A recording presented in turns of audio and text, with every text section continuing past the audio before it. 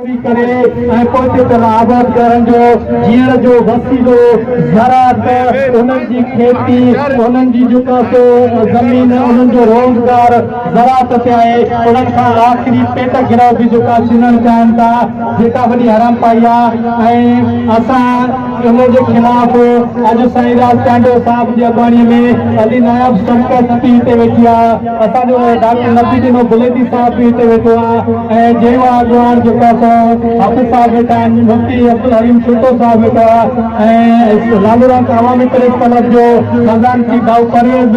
हास्केली साहब बि वेठो आहे ऐं सिंध जूं सियासी समाजी दुरियूं मज़हबी दुरियूं सिविल सोसाइटीअ जा नुमाइंदा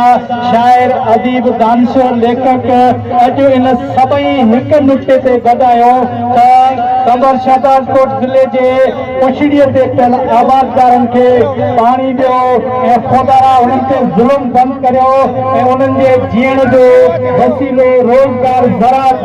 उन्हनि खां आख़िरी नौकरियूं आहिनि न रोज़गार आहे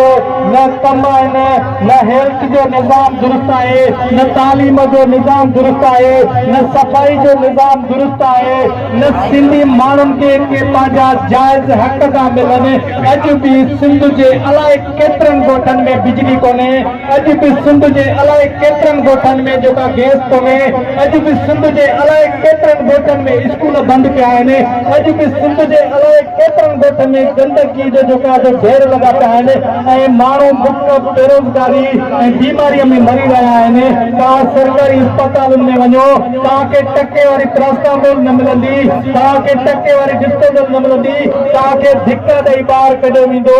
ऐं तव्हां ॾिसो लाड़काने जी अस्पताल जी बजेट ऐं आगा खान अस्पताल जी बजेट इक्वल आहे हिकु जेतिरी आहे पर जेके लाड़काने में सहूलियतूं आहिनि उहे तव्हां सभिनी जे साम्हूं आहिनि ही रियाज़ चांडे ते जेके आङुरियूं पिया खणनि जेके कराची में वेही हवाल पिया कटनि ऐं सोशल मीडिया ते अची हवाल पिया कटनि त किथे आहे रियाज़ चांडो अॼु ॾिसो रियाज़ चांडो जिंदा आहे तव्हांजे साम्हूं आहे ऐं शींहुं जेका वेठो आहे गजे थो पियो अॼु पंहिंजी आवाम सां गॾु बीठो आहे अॼु पंहिंजी आवाम जे हक़नि लाइ निकितो आहे ऐं तव्हांजे साम्हूं आहे शायदि तव्हां अखियुनि खां अंधा आहियो जो रियाज़ चांडे जिदो जे तव्हां खां नज़र नथी अचे ऐं सदाई अची सोशल मीडिया ते हवाल कढींदा आहियो ऐं आङुर खणंदा आहियो ऐं सवाल पुछंदा आहियो त रियाज़ चांडो किथे आहे रियाज़ चांडे सदाई अवामी जिदोजहद कई आहे हिन क़ौम जे मज़लूम